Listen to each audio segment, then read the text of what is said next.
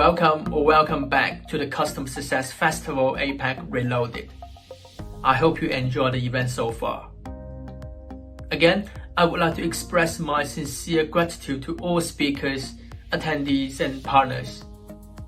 If you do like our content, please head over to customersuccesscollective.com and check out our membership plan. With the CSC membership, you'll be able to have full access to on-demand videos, templates, framework, exclusive articles, and also rewatch all the presentation videos of this event. Now it's time, sit back and enjoy the next session.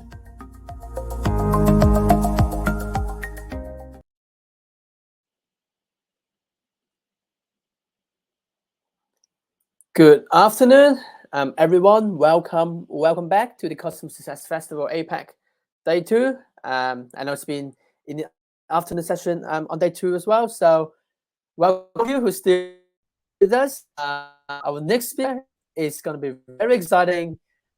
Joseph, Managing Director of Customer Success from Meltwater. How are you doing, Joseph? Hi, Ryan. Thanks for having me here again. Very excited to be here today. Awesome. Would you like to present from your laptop? Sure. I think that's probably best. So I can maybe share my screen. Let's give it a go. All right. And maybe just if you can confirm for me really quick that you're able to see everything fine.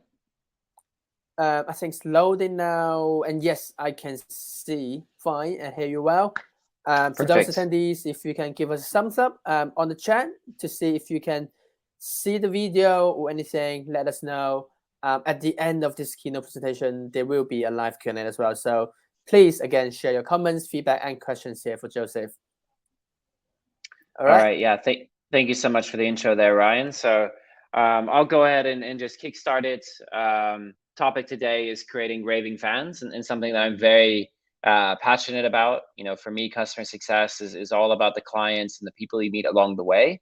And the best sort of most rewarding part of customer success is having a customer come away really raving about your product, loving it, and telling their friends about how much they love it. So look forward to sharing some of the stuff that we do here at Meltwater in this regard. Start maybe just quickly for those who first time to ever hear about myself and Meltwater, a quick intro to my background with the company. I'm originally from Oregon. And joined Meltwater as part of a management trainee program back in 2008. And I've worked through a few different departments, starting from sales and then moving more into what we call customer growth around 2013, which was really part of CS, but focused on driving revenue growth. So new solutions, new departments, larger enterprise types of solutions, before transitioning about 5-6 years ago to just overseeing our customer success business as a whole here in Japan. Our Japan team right now is about 50 people, with a little over 30 of them working in the customer success department. You can see a picture of my management team down on the right at our last business trip to Italy before the pandemic. Since then, I've been stuck here in Japan the entire time. But I have 2 sons who both just had their birthdays. The youngest one just turned 2 today, and my oldest one turned 10 a month ago. And we're looking forward to getting the chance to go back to Oregon this summer if travel and things like that allows. In my Meltwater journey, I was looking back at just some of the clients that I felt were raving fans of mine. And these are 4 companies in Japan that I initially sold to when we were first launching the business here in 2008, early 2009, that are still using Meltwater services today in 2022. So all 4 of these companies, very recognizable brands, have had more than 10 years working together with us as partners. And needless to say, they would not be using our service that long if they weren't raving fans of the tool. And even just last night, I had a chance to speak to the team at ASICS, looking to do even sort of a new project with them launching next month. And I think for the best and most exciting clients who really work with us as the truest partners, we're always looking to push and do something new. And you'll kind of see that as a theme throughout the presentation today, is that really true customer success is not about just maintaining and servicing the existing account, but it's really pushing the envelope and bringing your clients forward as your service offering progresses. And the goal of CS should be to turn your clients into raving fans. And I think probably a lot of you guys here on the call today have something like NPS scores or things like that you use to measure this. But really at the end of the day, you should think if this customer were in a networking session or an event and they were meeting a peer or a friend, like what would be their sort of response to their relationship with Meltwater? And you would hope that every single time it's a good one, and that every customer that you come in contact with is a raving fan of your service. So looking through the contents, I'll start just a little bit with a company introduction. So Meltwater is a global company. We're listed in Norway, but headquartered out of San Francisco. And we really have offices all over, more than 2,000 employees and more than 30,000 clients. Our core service offering focuses on marketing and PR tech, helping brands track and monitor social media. So you could argue that, yes, maybe we're not saving the world with our solution, but it definitely is a must-have for marketers these days as they try to reach their customers in different places online. So, we feel that, for the clients that we work with, we still play a very important role to their day-to-day and ultimately their jobs. As a company, we have received a lot of rewards for our product offering, but also for our customer service and our company culture and a lot of the other elements that go into really being a really strong SaaS player. So we're quite proud of these awards, but they're not easy. And every year, it requires us to revamp and refocus how we support our customers. Because I think it's fair to say that our service itself, it is replaceable. It's not the stickiest solution. So it's very easy to switch off and on. It can easily to cancel if a client really wanted to. And so we constantly have to be proactively driving the relationship forward with our customers in order to maintain their business with us. And so I think for that reason, I think I have a little bit of expertise over my career to talk about how to make those customers really love you so they never even think about going somewhere else. And for Meltwater, a lot of this comes down to our culture. I think I've talked about this in the past at one of these, but for us, it's really a culture of collaboration and teamwork, and a culture of always trying to push the envelope. The acronym MER stands for more in Norwegian, and so we are always looking to do more, and that also comes into play with our customer relationships. We're not satisfied with the status quo, and we feel like if we're not moving forward, we're moving backwards. In terms of how we define customer success at Meltwater, some things that are maybe a bit unique to how we do it, but it's definitely very predicated around proactive outreach. Our focus is on us going to the customers with ideas and suggestions and use cases, samples and suggested setups, and new information, not just sitting back and waiting for them to ask for our help. The focus is a lot built around adoption and usage, making sure that the customers really use our service and use all the functions that they have available to them, and really delivering quality. And that comes from the settings themselves, that comes from the reviews that we do, that comes with the industry knowledge that we bring to the table. And those three things, that proactive outreach, the adoption and usage as the core focus, and that mindset of trying to deliver quality, those we feel ultimately, if done well, will create raving fans at the end of the day. We do this with the purpose of not just, like I said, maintaining the accounts, but we have a KPI where we're always trying to grow our portfolios every year through the introduction of new tools or new departments or new users. So we're looking at 110% net retention per year as sort of the standard. And we have a lot of different ways that we measure whether we're on track for this and how accounts are progressing. That said, when we think of the typical average, maybe this is true at every CS organization out there, but at least for Meltwater, we talk a lot about this, that we should be spending a lot of our time in that early part of the life cycle, making sure that it's onboarded, set up, and delivering value out of the gate, and the customer is really getting what they paid for. The image pre-sale is matching with post-sale quite quickly, and they're very happy in that first sort of 1, 2, 3 months using our service. But as teams grow and the client count increases and people become a bit more stretched, it ends up being that we spend a lot of our time firefighting if we're not careful. And we spend a lot of time at the end of the life cycle talking about the renewal and doing sort of the paperwork and making sure that we get that renewal locked in. And that's really the opposite of how it should be. And so our standards and our focus and the KPIs that we measure are almost all at the front end of the life cycle, not at the back end. We feel that the renewal will take place and take care of itself if we do this front end stuff well.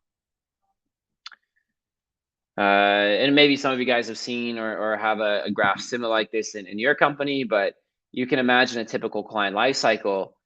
Every company, when they buy a new solution, they buy a new tool, they buy a new laptop, they buy, you get a new phone, you're very excited.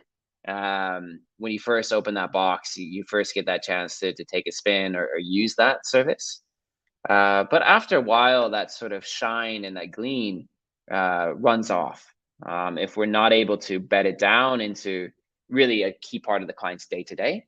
So an ideal healthy client is going from a really excited phase, pre-sale, from the acquisition team, into client success, and then keeping a high rate of perceived value the whole way through.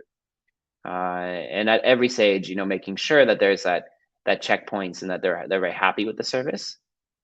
Clients that are unhappy and end up churning, they tend to dip quite quickly. And you can see this white line is already taking a fall even before the client has signed on. So that could be, miscommunications in the sales process. It could be slow out of the gates to get their user access or get things connected, or for whatever reason, they didn't have a good onboarding process. That really significantly increases the chance that the client would not continue using the service. Now, to be clear, there's definitely a lot to be said about having a good system and model to make sure that pre-sales and post-sales customer success work well together. But for the point of today as a customer success festival, I'm going to talk about what customer success can do on our side, regardless of what's going on with the sales team. Because for me, I'm a firm believer that we should really take full ownership of the customer. Sales itself has its own challenges and can be very tough. And it's very easy to try to point the blame towards sales as the reason why your client is churning, or the implementation team or engineering or some other department. But I think it's important for everybody in customer success to have that ownership, that ultimately that account is the responsibility of customer success. And it's customer success's job as in the account management team to make sure that the customer ultimately is successful, using the service. And I think this mindset for those of you guys who are managing teams is really important, because it can easily go the opposite way with a more negative spiral where people in your team are blaming churn on other departments or things that are out of their control. I think it's always good to bring it back to what it is that you can control and have that solution-minded focus with the customers. And I think part of that as well, the first stage, is to try to put yourself in the customer's shoes. I'm sure you guys have seen these chaos maps, but for most SaaS products, they're not a finished service out of the gate. Usually they require some kind of implementation, some kind of setup to really start delivering value. And you can think about your own sort of journey joining your company. How long does it take for a typical new hire to fully understand the ins and outs of your service? How long did it take you personally to fully understand your own service? How often and how much time did you spend training and learning how to use your service? How many times do you have technical questions or get lost when there's a new update? Multiply that by at least 10, and that's the experience that your customer has, right? Because they don't have access to all the resources. They don't have access to the people around them that know the service. So of course it can be a little bit daunting getting up and running with a new service. And so customer success needs to be there to catch the customer. You can also think about, for a typical marketer, we're, at least at Meltwater, we sell to the marketing department quite a lot. They have all kinds of SaaS tools at their fingertips. And so you're not, their only priority. They have lots of other things that they need to focus on. So keeping those kind of customer centric, talking points in the back of your head of just like, what is my customer actually feeling when they engage with our service? And then asking yourself, what does 10 out of 10 customer service look like?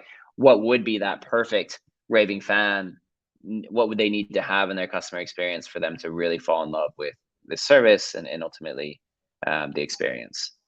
So if your team can start thinking like this a little bit more, then it leads to a more proactive approach to trying to solve these before your customer even cries out for help. So I actually pulled a couple examples from Meltwater's global G2 crowd surveys. I just went through some of the reviews and I picked ones that had customer service inside of them, right? So this is a good example, obviously, of someone who's had a very great experience with Meltwater. They like our products, but they really like their account manager, Victoria, who's been going above and beyond to make sure they get what they want. Now, same company, same product, same country, we have another review that says they're kind of new to the platform and that the customer service team is responsive for troubleshooting. But if they have to nitpick, it's taken a long time for them to get this set up. They're hopeful, though, that it can get better. So this is an example probably where the team at Meltwater in this case is being pretty reactive to how we're supporting this customer. But obviously they're stuck. They're not getting the full value that they want. They know there's more there. They just don't know how to do it, and they probably don't have the time. So it's a cry for help at the very least.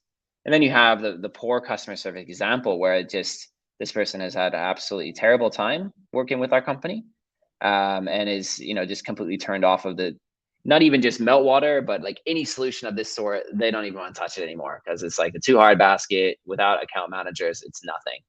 And you look at this, it's the same exact service, the same markets, 3 very different experiences with our product. And you ask yourself what the difference is that the CS team. A good CS team can turn those bottom 2 into the top 1 any day of the week. And I bet if these cases or these clients were under Victoria, they would have had a very different experience with our product. And so that just speaks volumes to the importance of what we do at customer success and the difference we can make in that overall experience and ultimately create more raving fans like that first client there at the top. And I'm sure if you guys were to Google and go look at your own reviews, probably every SaaS company has a similar mix like this when you look at the customer service feedback. And again, I think a lot of it comes back to this, teams that are stretched or maybe kind of getting out of the best practices, get stuck working at the very end of that life cycle and only really talking to their customer when it's time to renew them. And they don't focus enough of their time and energy on that early phase, that adoption phase, and delivering value. And it's a very natural thing. It's a very natural pitfall because you think of, okay, the renewal is the big KPI, as sort of the overarching one of this. If the client doesn't renew, that's probably the worst thing that can happen. And so you end up putting a lot more time and energy there where you need to be looking at the rest of the year as well. So carrying that forward, okay, what do we do at least at Meltwater in the beginning to make sure that onboarding phase and that adoption phase goes really well? Well, I think it starts with really treating onboarding as like a mission critical step in the process and not something that is completely outsourced, but that customer success team as well is across what the onboarding or implementation team is doing. And it allows you to work together to make sure that the customer really gets value early in that relationship. Going back to that early graph, onboarding is that key chance to make sure that they stay at a really excited raving fan state at the beginning versus falling off the radar completely. And really, a great product is only as powerful as competency of its users. And I think that's a really good line to keep in the back of your mind. If a customer doesn't know how to use your service, it doesn't matter how good the product is, they're not going to see any value with it. So the goal of every onboarding session, at least we talk about here at Meltwater, is achieving these aha moments. And that's all about reducing time to value. So first, we want to develop the relationship with the customer through feedback. We want to really understand their desired outcomes with the service. We want to know what they want training for, not just training them generically on what we think they should know, but understanding how they want to use the service first and tailoring the training and promoting the right features that are actually going to help them with their key pain points. And knowing this content in advance and aligning with the pre-sales teams, make sure that those meetings go really smoothly. And this ultimately helps you guide those users so they know what to do when they log into the service. So I'm not going to go through point by point for these stages, though. I'm going to focus on the stuff on the left-hand side because that gives like the core concept. So at Meltwater, we have 4 stages. When we do it, it starts with discovery, though, and then it moves to setup. And I think typically some teams may start just with setup because they think that's they kind of know what the customer might want. So they begin configuring things, they begin setting stuff up. But taking the time to actually listen to the customer again, making sure we're on the same page is critical. So we never skip that discovery step. And that makes the training go a lot smoother because we've set things up the way that they need them. So the training is there. We're not talking about concepts. We already have things in the system that they can see and get value from right away. And then it's just about adoption. So really for us, whatever product that they have bought, all of our products will follow this same onboarding methodology, and it just helps meet or exceed the client expectations every single time. And really, it achieves the goal of making sure things are installed and configured properly for long-term success. And if done well, this will save you a lot of time in the future managing that customer. So again, on the left-hand side is like the key bits here, but the goal of the discovery phase is to fully understand the value Meltwater brings to the customer. Why did they buy your service? To replace Meltwater with anything else, but why is the customer subscribing to this and spending company money? It's something that is done jointly, at least on our side, with the sales team to understand those objectives. And we confirm these with the customer. So there's no guesswork going into this. We make sure this is what they want to use the service for. And then we transition that learning from the discovery calls into our setup phase. So we configure the solutions to demonstrate the value and quickly help the users get started. So it's not a blank slate. What they want to do is usually already there to some degree in the system. So when they log into the product for that first time, it's a really good experience because it's already got the stuff that they want to do set up in it for them to access right away. In our end, it does require actually a lot of different sort of setup that goes into it. So we work very hard to make sure that this is done as well as possible, and then we fine tune it during that setup phase.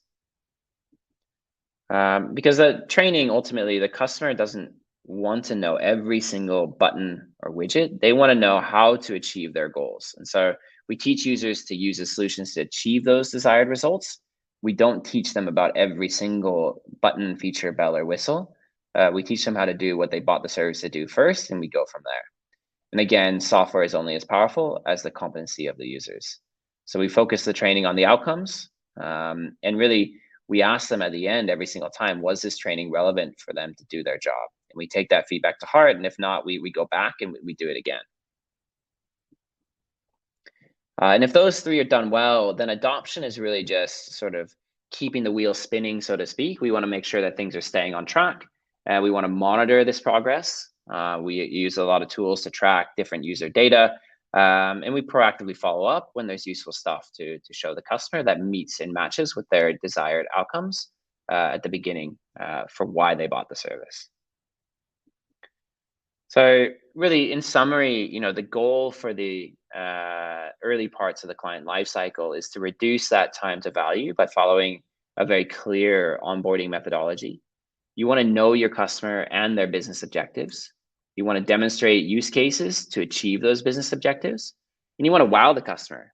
You want to get that aha moment with tailored experience to drive the value. So no sort of rote generic training, making sure that you've applied what you learned in the discovery session, what you learned about their objectives, you're talking about that and you're bringing that back up in the training sessions so the customer knows that you're listening. And if they know you're listening, they will share more and more with you going forward. A few other kind of tips, for that adoption phase and just general things from my end is that every single time you speak to your customers, it's important to prepare.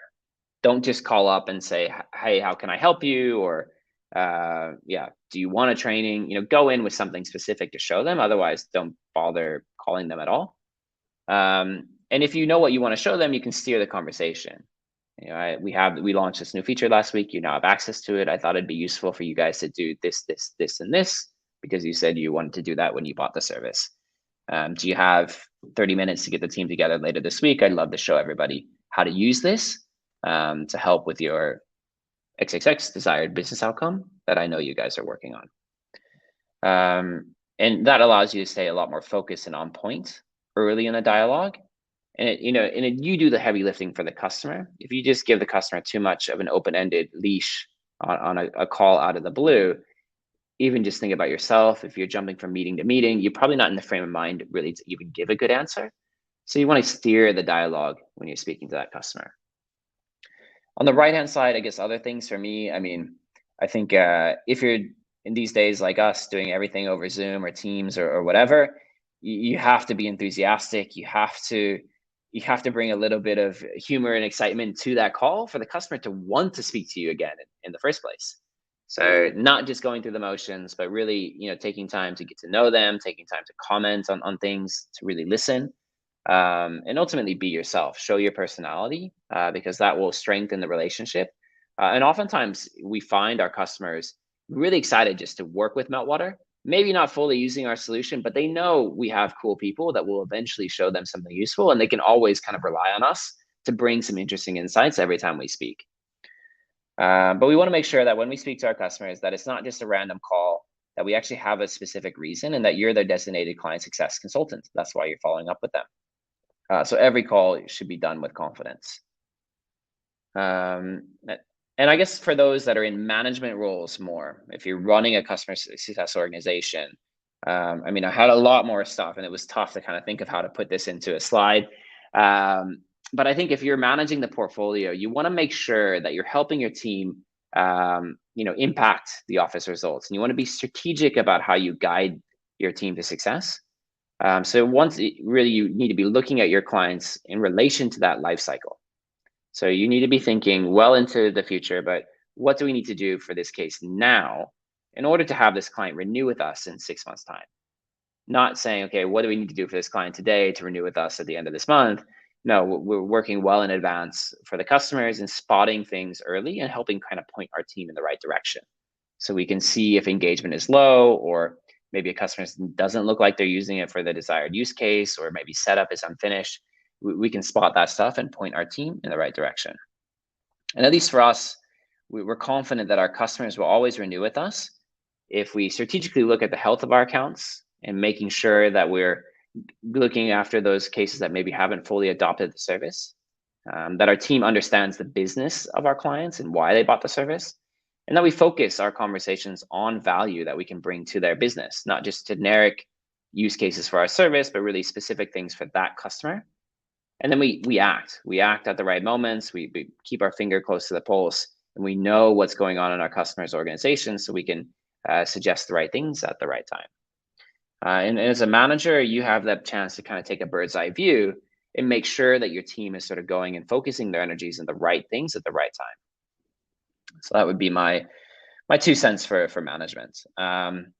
So last tips is, and before I kind of open to the questions, is really know your customers, put yourself in their shoes every single time. Demonstrate use cases to achieve business objectives. So don't try, do. Meaning if you can be done in the system, do it first, show them how it works and get feedback. Don't just conceptually talk about potential ideas. Wow the customer with that tailored experience to really drive value, and don't be afraid to go above and beyond. That stuff definitely pays itself back. Don't at any cost avoid issues. If your customer has an issue or something is not working, that is when they need you the most. Don't put your head in the sand. Don't run away. Go directly confront it. Even if you don't have the answer, keep an open dialogue with the customer so that they know you're on it. And then ultimately have fun with it. Enjoy meeting your customers, building those relationships. They're people just like us at the other end trying to do their jobs. And it's just our job to help them. So those would be my tips on how to create raving fans. And last, a quote from Dale Carnegie: "The only way on earth to influence people is to talk about what they want to show and how to get it." So talk about what people want and show them how to get it, and that will create raving fans every single time. Thank you very much. Thank you. Thank you for the great presentation. Just what you have put up here. So yeah, if you would like to connect with Joseph, I suppose LinkedIn and Twitter will be your best option. And then now the floor is open up for live Q&A. If you have any questions regarding customer success or regarding the presentation content that Joseph just mentioned, please feel free to post it here in the public chat, and we will get back to you. Welcome back, Chris. Great session. He got a question for you, Joseph. So, do you think CSM should work with renewals or upsells, or concentrate more on helping clients while leaving the money part to sales? Great What do you question. think on that one? I mean, I think this is something that definitely differs company to company. If you're in a position to decide the strategy, it's maybe different, but at least for us, our CSMs do the renewals and do the upsells. And we bring in sales experts for larger solutions or products, but simpler things. The CS team also handles that part of the relationship, just because it's such a natural progression. You're talking to the client all the time, and if they have to go somewhere else for sales related stuff, somewhere for support, it kind of gets mixed up. So at least for us, we keep it all in the hands of the CSM. All right, thanks, Joseph. I hope that answer your question, Chris.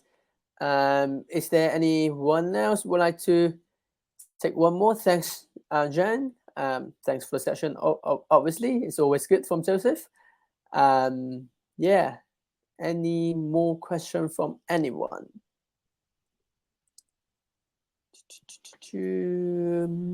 I think this one questions I kept hearing during these 2 days. This is also about something to do with creating raving fans. Is what are your tips on managing customers' expectations? Because sometimes the sales team might oversell, and sometimes the customer might have high expectations than the product itself. Do you have some tips on that one? Yeah, I mean, I again try to think about like what can customer success do here. But it happens. It happens all the time, I would probably say. And it's not necessarily the part of the sales team either. Like sometimes the customer just doesn't ask and they assume we can do stuff that we can't. I think it's first starts with an internal discovery session. So we talk with the sales team about what they sold first. We align on any kind of potential things. Like, okay, this might be something we need to clarify with the client. We bring the salesperson to the initial onboarding and sort of discovery meeting as well with the customer. So they're right there with us. They're not able to run away. And the salesperson will help clarify, so that we definitely are working as a joint team to make sure that goes smooth. So like sometimes the client, when they're saying they think we can do this, the salesperson can say, okay, yeah, so actually, Joe, what they mean is they're thinking of this function. Maybe you could show that to them. And so we use that initial discovery meeting to, as early as possible, clear out any kind of misunderstandings and come up with sort of the best solution plan forward. And if there is something that they thought they bought but they didn't, we will take stuff offline internally and try to resolve whatever we can to make the customer happy in the first year, and then maybe upsell that piece later in the next year is usually the stance we take. Awesome. Thanks for the tips here. Thanks, Chris, and yeah, of course, thanks, and thanks for everyone. I remember you also mentioned you were interesting. I quite look forward to the panel session that we had yesterday regarding product-led growth, and then during that session, there was something. There's one really interesting question that got everyone's attention, I suppose. I would also love to hear your opinions on this one, especially for SaaS companies. Do you think customer success is part of the product? I mean, maybe it can depend a little bit on the product, but I absolutely would say yes. And if I just go back to that experience piece, those reviews I showed, same company, same product, they definitely work together, right? And if we're selling service as part of the offering, which often we do, and sometimes even baked into the pricing, right, with tiers of service, then of course that's part of the solution the customer has purchased. So unless it's a completely self-serve model where the client is like walking to your website and just signing up with their credit card, if it's something where you've gone, you've pitched, you've done a sales process with them, then I think customer success is also part of that product as well. Yeah, because I remember yesterday they were also discussing, or the day before, like do you think like people should charge or companies should charge for the extra custom service kind of thing along with the product? Again, there would be like company that would be different company from company. All right, we got Anna here is wondering, what do you do when the customer is too much? Well, I'm not too sure what do you mean by that, Anna. Well, I think I get you. I get Yeah. what you mean, Anna. And there are customers like this, right? Where like their expectations are too high. Like they send you an email and then they call you 30 minutes later and they're like, "How come you didn't reply?" And like they think maybe they're the only customer that you're supporting at that moment. So I think there's a few strategies that you can take. One is don't set unreasonable expectations of like going out of your way to reply late at night or do stuff like that if you're not going to continue it, or you're not going to let the customer know that it was kind of a special one-off. So maybe you have to work a little bit harder to solve that issue, but there should be a session afterwards to just align like, hey, by the way, like I don't normally get up at 6 a.m. and do this for customers. Like now that I've shown that it can work, this I can train you how to do it, but this is kind of beyond the like expectations of and normally customers will be happy to talk that out. But sometimes they're pressuring you at that moment just because they're also under pressure. And if that's the case, that's where you can escalate it and you can bring in a manager and you can bring in other people to try to help resolve the issue, but also communicate a little bit more guidelines to the customer. So usually just bringing in another face helps kind of calm everybody back down, bring out, okay, what is the real issue here? How can we solve it and get the relationship back on track? So if you feel like you're losing control of the situation, bring in some help. That would be my advice, Anna. Thanks, Joe. I think that smile face means, yeah, you do understand that. Cool. Awesome. I think we are closing to the end of the session. Thanks for everyone tuning in. Again, thanks, Joseph, for sharing all this great content with us. We cannot thank you enough. Thank you, Ryan. Thanks, Joe. I look forward to meeting you again in our future events. Yes, thank you very much. Take care, everyone. I'll see you guys soon. Thank you. Bye-bye.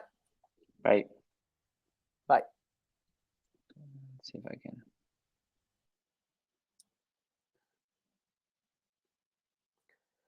Thanks all. We got one last live session coming up in about 20 minutes. I'll look forward to meeting all of you there.